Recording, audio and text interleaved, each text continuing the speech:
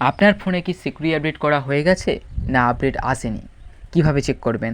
চলুন আজকের ভিডিওতে আপনাদের জানিয়ে দেওয়া যাক যে সিকিউরিটি আপডেট কিভাবে চেক করতে হয়।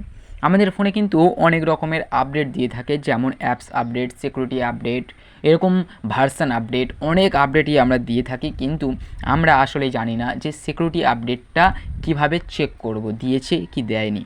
তো সবার প্রথমে আমরা সেটিংটাকে অন করে নেব। সেটিংটা অন করার পর এখানে সিকিউরিটি আপডেট যদি আপনি খোঁজেন, তাহলে কিন্তু এখানে উপরে সার্চ বার আছে, আপনি এখানে সিকিউরিটি বলে সার্চ করতে পারেন, বা যদি আপনি এখান থেকে খুঁজে বের করতে পারেন যে সিকিউরিটি অপশানটা কোথায় আছে, তাহলে খুব সহজে কিন্তু আপনি যদি সিকিউরিটি অপশানটা পেয়ে যান, তাহলে তার উপর কিন্তু ট্যাপ করবেন।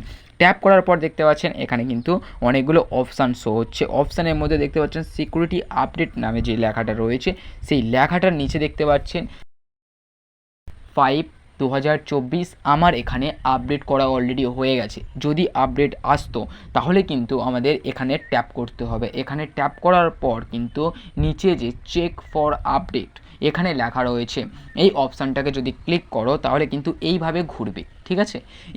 অবশ্যই ইন্টারনেট কানেকশানটা অন রাখতে হবে। তো কিছুক্ষণ এটা ঘোরার পর আপনাদের কিন্তু এখানে দেখিয়ে দেবে যে সিকিউরিটি আপডেট যদি আসে, কিন্তু অলরেডি ওখানে আপডেট লেখাটা আসবে।